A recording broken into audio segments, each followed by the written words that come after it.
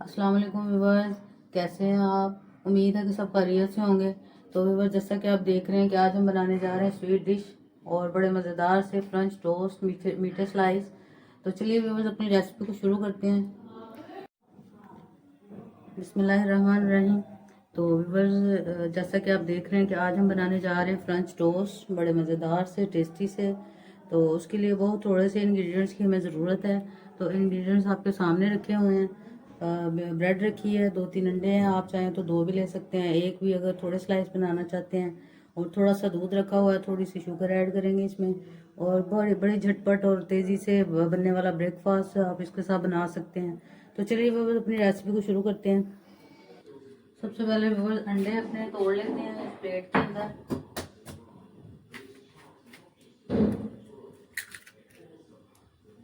2 अंडे तोड़ लेते हैं पहले, फिर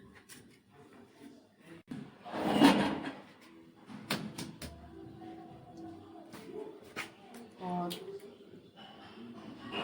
देसी अंडे की और दूसरे अंडे की देखें आप कितनी जर्दी में चेंज है।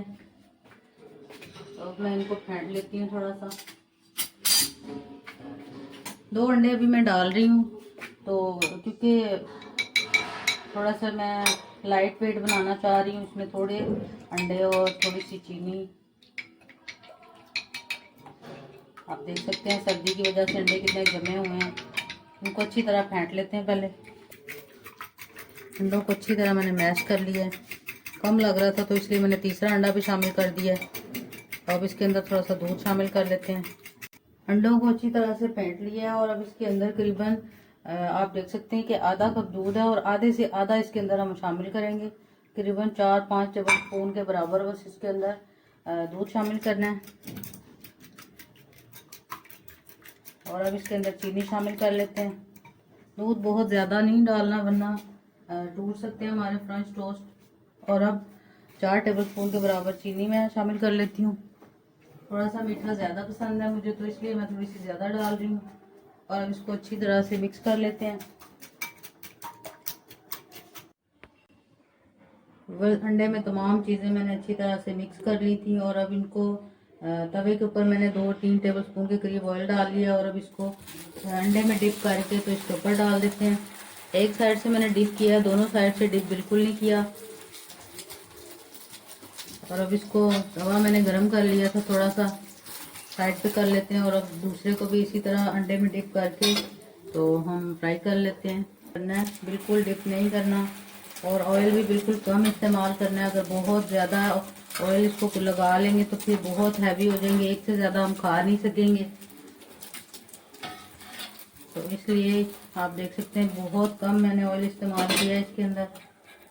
और अब मज़ीद 2 टेबल स्पून डालते हैं और तीसरा स्लाइस भी डाल लेते हैं ऊपर इसके।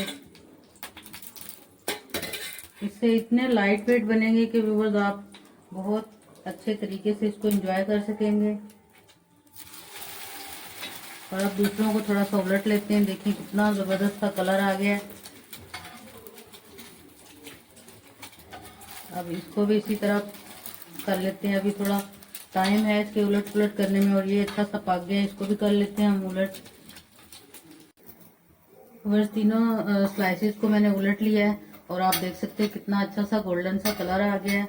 और अब इनको मज़ीद दूसरी तरफ से थोड़ा सा पकाने के बाद निकाल लेते हैं और फिर दूसरी ब्रेड चूल्हे के ऊपर तवे के ऊपर डाल लेते हैं। और जो बाकी रह गए उनके लिए भी 2-2 टेबल स्पून हम चूल्हे के तवे के ऊपर घी ऑयल डालते जाएंगे। घी या ऑयल कुछ भी ले सकते हैं, मैंने तो ऑयल इस्तेमाल किया है। तो अब एक तरफ से डिप करने के बाद अच्छी तरह से इसके ऊपर डाल लेंगे।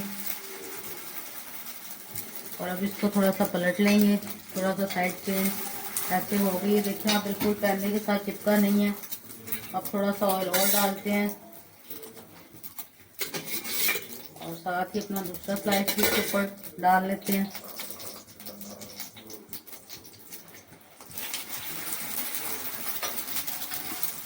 देखिए झटपट से तवा बिल्कुल गर्म है, तैयार हो गए हैं।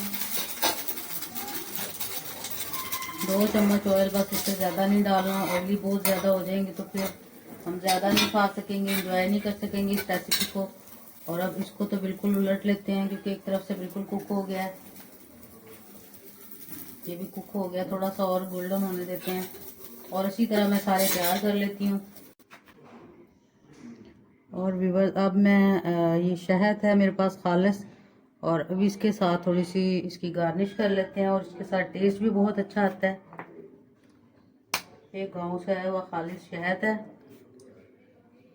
और अब मैं इसको एक चम्मच की मदद से थोड़ा थोड़ा इसके ऊपर डाल लेती हूँ। सर्दी की वजह से आप देख सकते हैं कैसे ये जम गया है, गिर नहीं रहा, देखें चम्मच उल्टा करने से भी। और अब इसको हम इस तरह से बस इसके ऊपर थोड़ा थोड़ा डाल लेंगे जस्ट टेस्ट के लिए।